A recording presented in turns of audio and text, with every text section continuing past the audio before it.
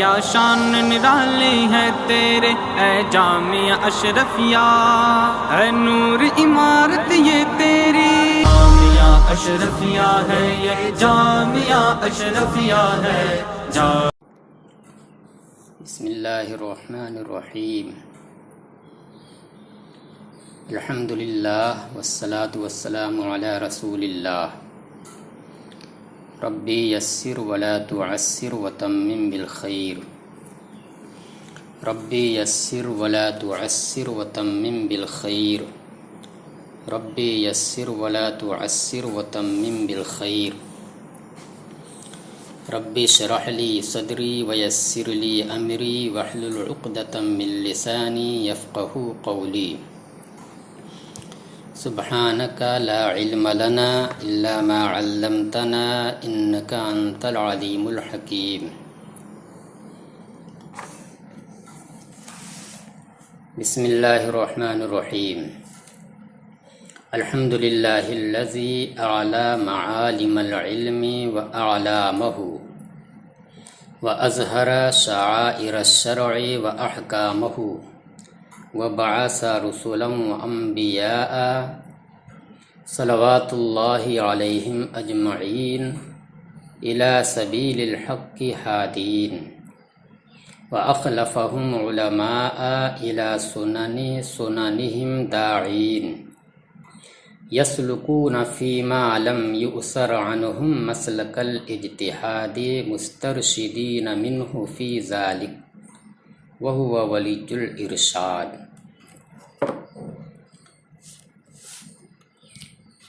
دیکھیے، آج ہدایہ کا سب سے پہلا سبق ہے، اس لیے ہم یہ چاہتے ہیں کہ سب سے پہلے کچھ کتاب اور صاحب کتاب کے بارے میں آپ حضرات کو بتائیں۔ کتاب ہدایہ کے مصنف ایک بہت ہی جلیل القدر فقیہ رہے ہیں۔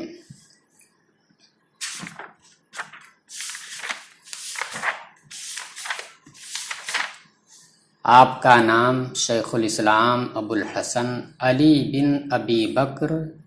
فرغانی مرغی نانی ہے۔ آپ کا سلسلہ نسب خلیفہ اول سیدنا ابو بکر صدیق رضی اللہ عنہ تک پہنچتا ہے۔ آپ کی ولادت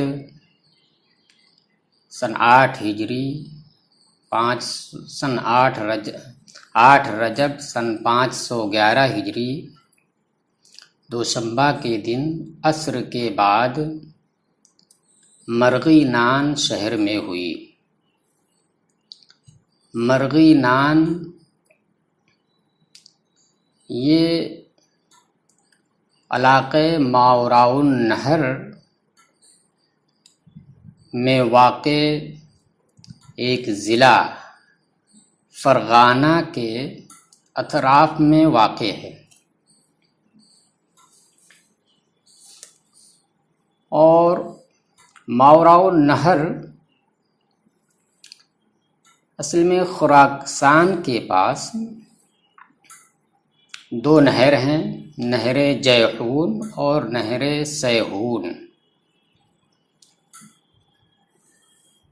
ان دونوں کے درمیان کا جو علاقہ ہے اسے ماوراء النہر کہتے ہیں۔ تو اسی علاقے میں فرغانہ نام کا ایک ضلع ہے جس کے اطراف میں واقع ایک شہر ہے مرغی نان۔ وہیں پر آپ کی ولادت ہوئی، اور یہ علاقہ بڑا ہی زرخیز رہا ہے علوم دینیہ کے تعلق سے، اور انہی دونوں علاقوں کی وجہ سے مرغی نان اور فرغانہ کی وجہ سے آپ کو فرغانی مرغی نانی کہا جاتا ہے۔ اور آپ نے اپنے زمانے کے جلیل القدر علماء جو مشہور رہے ہیں ان سے اکتساب فیض کیا، اور علم فقہ میں آپ کا مرتبہ بڑا ہی بلند رہا ہے۔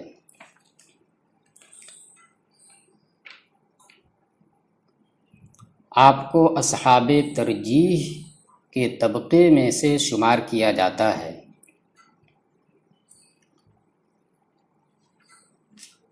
آپ نے بہت ساری کتابیں لکھی ہیں، بدایۃ المبتدی، کفایۃ المنتہی، التجنیس والمزید، مناسک الحج، مختارات، مجموع النوازل، المنتقى، نشر المذہب، اور یہ ہدایہ، اس کے علاوہ اور بہت سی کتابیں آپ نے یادگار چھوڑی ہیں۔ آپ کا انتقال 14 ذی الحجہ سن 593 ہجری میں سمرقند کے اندر ہوا، تو اس حساب سے آپ نے جو عمر پائی ہے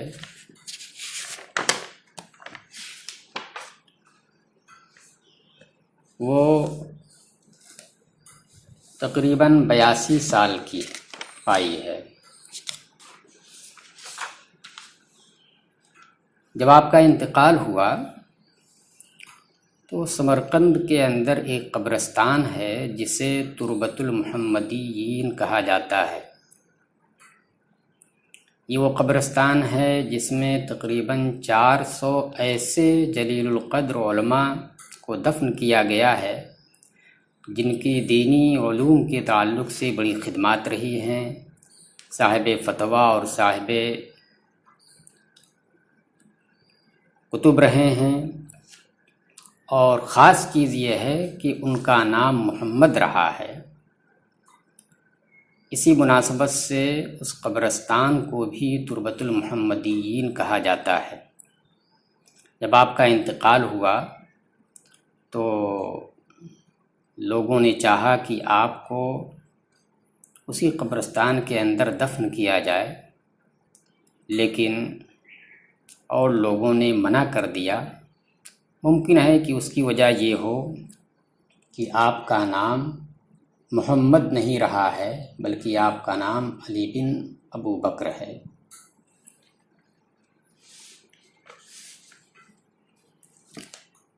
اب آتے ہیں کتاب ہدایہ پر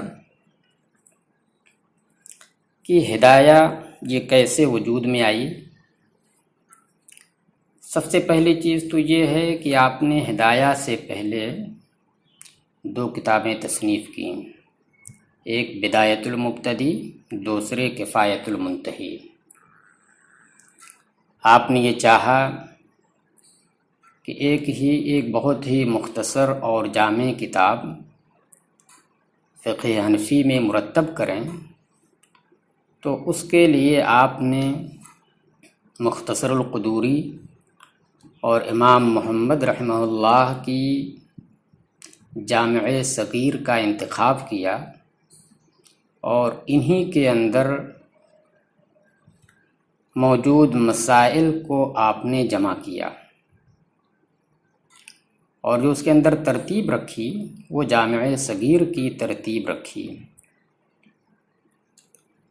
اور اس کا نام بدایۃ المبتدی ہوا۔ اسی وقت آپ نے یہ ارادہ کیا تھا کہ اگر مجھے موقع ملا تو میں اس کی ایک اچھی شرح لکھوں گا اور اس کا نام میں کفایۃ المنتہی رکھوں گا۔ چنانچہ اللہ کی جانب سے توفیق شامل حال ہوئی، اور آپ نے بدایۃ المبتدی جو نہایت مختصر تھی اس کی ایک مفصل شرح کی جو 80 جلدوں پر محیط ہے، اور اس کا نام کفایۃ المنتہی ہے۔ 80 جلدوں پر مشتمل کتاب نہایت ہی مفصل ہوئی، اس کے مفصل ہونے کی وجہ سے آپ کے دل میں ایک خیال ہوا کہ ہو سکتا ہے کہ بہت تفصیلی ہونے کی وجہ سے لوگ اس کو نہ پڑھیں، اس کی جانب توجہ نہ دیں، تو اس وجہ سے لوگوں کا اصرار بھی ہوا، تو اس وجہ سے آپ نے اس کو مختصر کیا، اور وہ مختصر ہدایہ کی شکل میں وجود میں آئی۔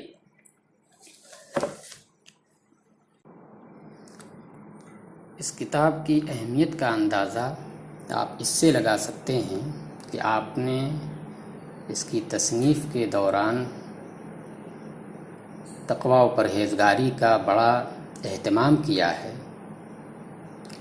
13 سال